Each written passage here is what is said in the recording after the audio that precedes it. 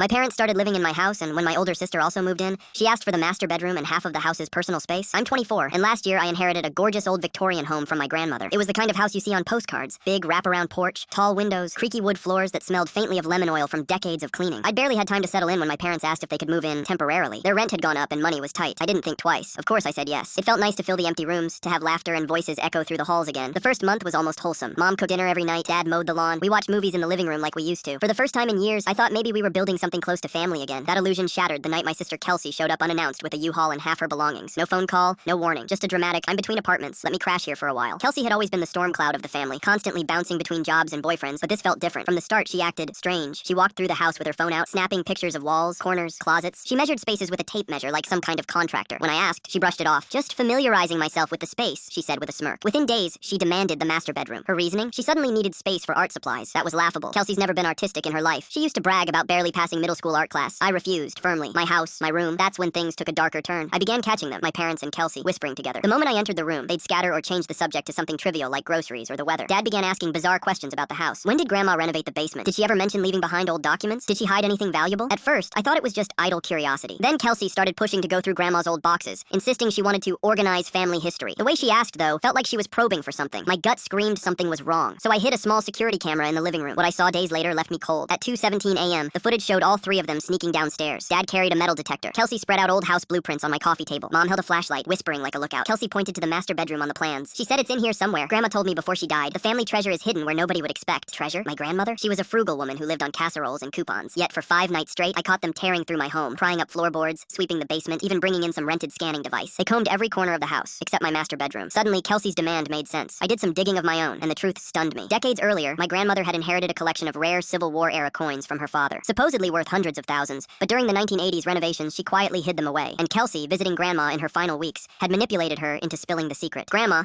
half delirious on medication, told her where the treasure was hidden. Kelsey turned around and roped my parents into this insane plan. They hadn't moved in out of desperation. They were staging an inside job. I let the footage build for a week. Then, one morning, I called them all into the living room. My laptop sat open, paused on a still image of the three of them sneaking with the metal detector. Before breakfast, I said calmly, I want to show you something interesting. I hit play. Their own voices filled the room. The treasure has to be in the master bedroom. That's the only place we haven't checked. Kelsey's face drained of color. Dad stammered. Mom looked ready to faint. We can explain? Dad started. No, I cut him off. You can explain it to the police. I'm done. And here's the punchline. While they were playing treasure hunters in the dead of night, I'd already found it. By pure accident, weeks earlier, I'd noticed one air vent in my master bedroom felt heavy. When I unscrewed it, inside was a hidden compartment stuffed with coin rolls. Nearly $247,000 worth of rare Civil War coins. All that scheming, all that betrayal for nothing. Police arrived later that afternoon with the video evidence, charges of conspiracy and attempted theft stuck. Kelsey, as ringleader, faced the harshest penalty. As for me, I sold the coins, bought a larger house in a safer neighborhood, and installed far more advanced security. This time, I keep the doors locked tight from family most of all.